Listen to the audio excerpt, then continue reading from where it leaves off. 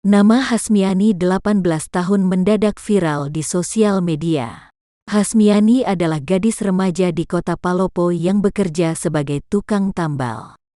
Sebagai seorang gadis remaja, aktivitasnya menjadi seorang tukang tambal ban merupakan hal yang tidak biasa. Karena profesi tersebut umumnya dilakoni oleh laki-laki. Hasmiani mendapat banyak dukungan dari berbagai kalangan setelah beritanya viral di media sosial.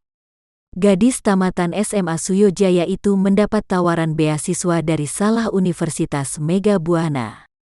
Universitas Mega Buana merupakan salah satu kampus swasta di kota Palopo. Ia pun mengaku tak pernah menyangka dirinya bakal seviral itu.